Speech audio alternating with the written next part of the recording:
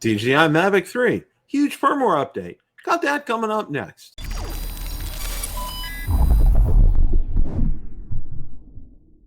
Bill the Drone Reviewer here. If you like the content of this video or anything on my channel, make sure you hit the subscribe button and ring the notification bell so you don't miss any future content. With that, let's begin. The other night, I hosted Rotor Talk Live and was joined by Mr. Marcus Crawford and Mr. Ron Brown. We spent a considerable amount of time discussing all the latest regarding the exciting news about the DJI Mavic 3 huge firmware update. So without any further ado, let's roll that clip in its entirety. And here's Ron. Hey, Ron. Hello, gentlemen. How we doing tonight? Well, you're absolutely fantastic. I was telling Marcus, we may be on 2 or 3 hours tonight with all the everything we got to talk about. This will be a barn burner. Did you get yours flying? I did test fly, so we get to that part, I can tell you my findings. Yeah, it's cool. Well, we're going to go over this here, and I want to bring it up panel by panel. Igor did a great job breaking it down, so I want to go over that because I think this is important enough to go over it. And I was just remarking to Marcus, Ron, obviously, the three of us weren't privy to getting the firmware update to beta test, like our good friend Dobo and Russ from 51 Drones and Aldrin and everybody. They had this ahead of time because it was a big enough of an update. I mean, this is, and I want to say this before we start going over this, and I want to get your thoughts before we dive into this. Does this make the Mavic 3 the best consumer drone that DJI has right now? Well, I think Marcus was saying earlier today, it puts the Pro back in the Mavic 3 line of drones. Yes.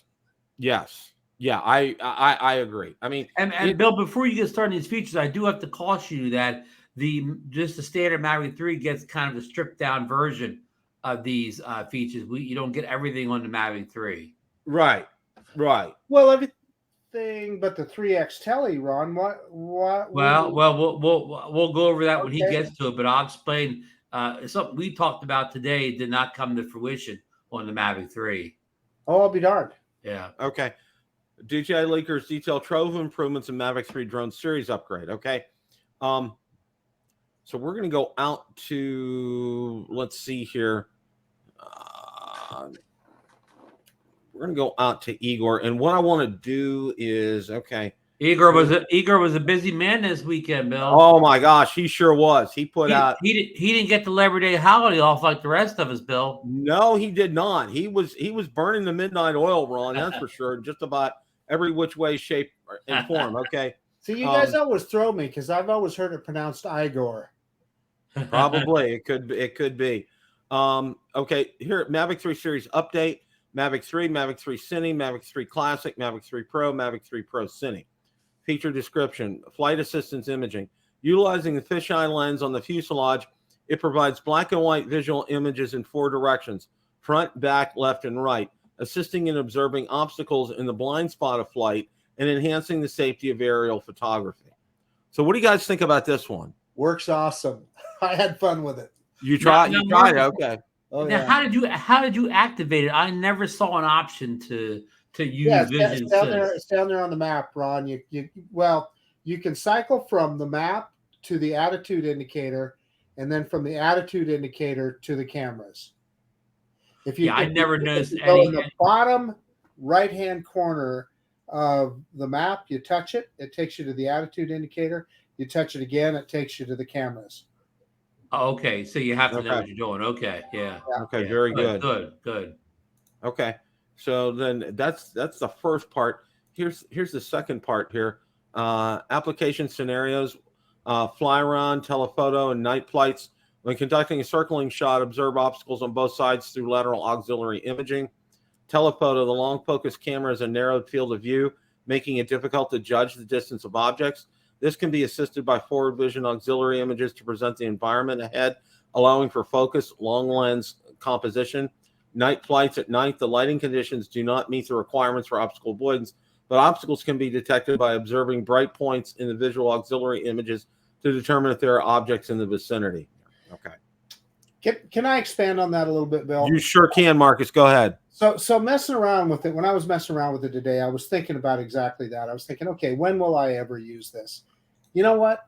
for me, honestly, the obstacle avoidance is what I'll use now. They're talking about night flights.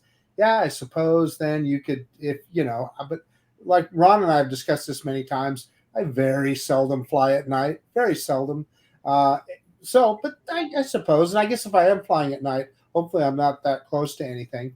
But then the other thing that I can think of, though, is if you are a serious videographer and you are trying to get a shot, you're going to turn obstacle avoidance off because not only do you not want it to bypass, you don't even want the drone to break. You want it to be in a certain position in space. And this allows you that kind of situational awareness to be able to do that. I'll be honest with you, for the average guys like us, it's just kind of a gimmick. It's fun. But the other feature that with regard to OA, the attitude indicator, where it shows the hazards around you, that one I can see would be very valuable to us. Yeah, I did not, I've tested with the beast. So I did not have a lot of stuff to avoid there, but I will take it over to the park tomorrow where there's plenty to avoid and try that out and try your method of using the,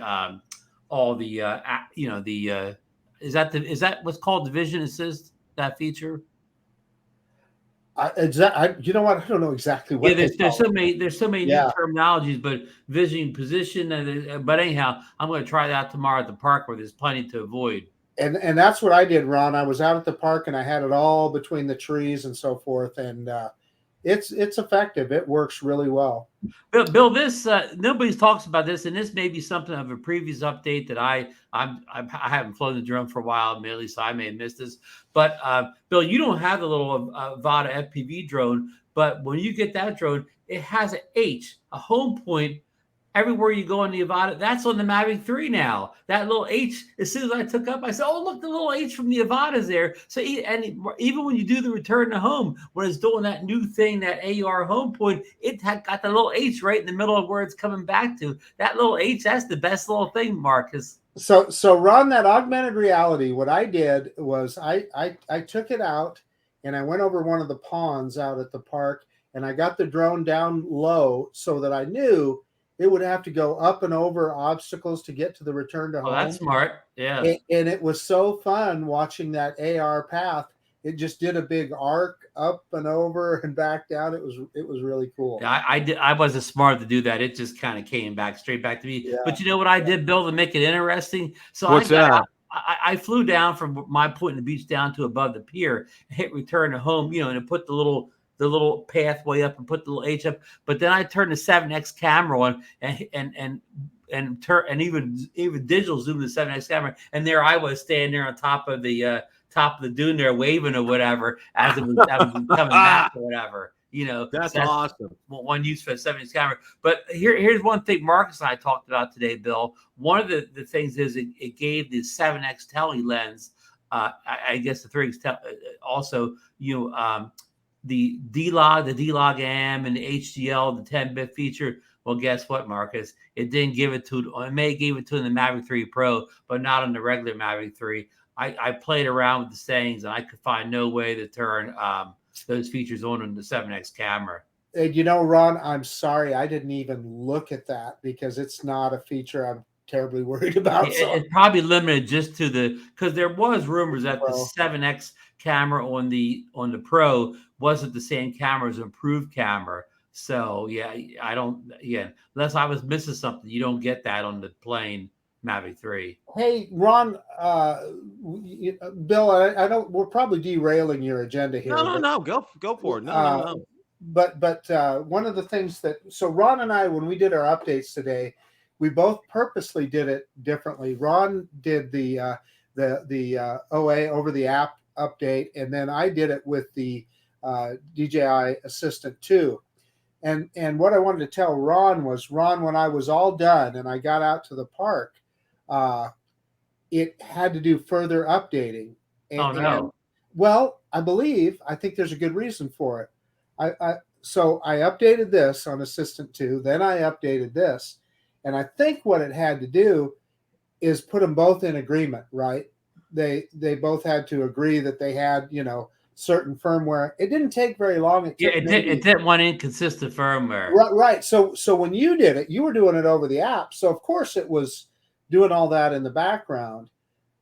And the way I did it separately, I think it just had to say, okay, I'm running this, and the other one says, yeah, I'm running this, and Now see, and I'm gonna make that's a good point that you brought up, Marcus. Okay, because for years I have been saying, use Assistant 2, but that was until we started getting the smart controllers and the RC and the RC2, and then that ball game changed. Okay, because I'll tell you what, I am doing updates like Ron does them. I do that through the controller, and I've not gone out. Every time I've gone out to fire it up, it's ready to go. Okay. Well, Bill, I have a little tail woe on that. So, again, I use the RC Pro, but I had my update failed twice in a row where I only got to 1% and failed on the drone. So I turned everything off, and made sure internet wasn't an issue. And then I only turned the controller on, Bill, not the drone. And up popped the thing that wanted to update the Fly app, because Fly got updated also. So on the controller, I hit okay, and updated the Fly app or whatever. When I got the Fly app all squared away, then I started the drone up again, right? And then on the first try, the update went right through, did the usual, took like 15 minutes or whatever, but it kept choking on it, the update, until I had the Fly app updated on the controller. Right, you had to update the Fly app first before you could update the drone. Yeah. Hey, we've got a remark in the chat from Mark White. He's asking, because we were talking about that augmented reality return to home, and he's talking about the shadow that it places of the drone when you're looking down. And Mark, that is really cool. Now, Skydio has had that for years, but Ron, when I was landing, it didn't get a precision landing. It was off the pad, so I stopped the landing and I pointed the camera down, and I used that shadow to get right over the top of the landing pad, and sure enough, plopped it right down in the middle of the H by putting that shadow of the drone right on the mark. It's just like we used to do, like you said, with the Skydio too. Yeah. And I did 2 return to homes, Bill, and the shadow and the camera, even the camera pitches itself down, when it's coming down there. And the shadow comes out. Now I took off of the street. I didn't have a landing pad down, but it pretty much landed in the same spot. It took off both times. I mean, I can't say it would have been dead on a pad, but it was almost right in the same spot. But the shadow, I mean, that's another great feature to the AR, return to home. You get the shadow. And then when I took off the street, Bill, I didn't really care where it landed, because I mean, within a broad range. But if I was trying to land, sometimes I try to land in a tight spot where the landing pads, only so big, and you're on the beach, you don't want it to sand. Sometimes I try to land on tabletops, the side of walls and things like that. Yeah. Great point, Ron. Real handy on those situations or whatever. Yeah, you're taking off from the parking lot or whatever. You could care less or whatever. But Marcus, how many times have you been on a whole big old parking lot, and the drone comes down and wants to hit the one edge of the curb or whatever? It could land any place it wants, but it picks the edge of the curb. Yeah, and one of the issues I have is I don't have very good depth perception. So it's just a handy aid for me. Hey, I wanted to point out, Waypoint New England is pointing out that he failed 5 times on over the app, and then he used Assistant 2 and was able to get it done. So I wonder if he had the same problem as I did. He didn't have the app updated on the controller ahead of time. Yeah, it's possible. Yeah, that's very possible. Real quick, and then we're going to move on to the next point here. In the app, to activate it in the app, go to Settings, Safety, AR Settings, and select to enable. Okay. It was pre-enabled on mine, Bill. Mine as well. Yeah. Okay. But that's a good call, Bill. Yeah, and here in safety, advanced safety settings, downward positioning section, you're free to choose whether to enable it. This is just some additional information. And mine was clicked on there. That's the landing protection switch. That's the landing protection. Yeah. I didn't use that. And what does landing protection do again exactly, Marcus? So what it does is instead of the drone pausing as it comes down, it will just come straight down. So if you're in a boat or whatever, That's it. Why is that important? That's if you're on a boat or boaters. if you're hand catching, maybe if you're those guys that are brave enough to do that. If you're on Captain Ray's fishing boat at the South Florida drone meetup, that could come in real handy. Yep. And Lauren brings up a good point too. Don't forget the fly app update for those using the RCN1. That's a good point. Thank you, Lauren. Yeah, and that did. I went ahead and updated it on my iPhone. I presume if you're on Android, you just simply go to DJI's website so you can sideload it. Now, the other update was new D-Log M and HLG color modes for telephoto cameras here.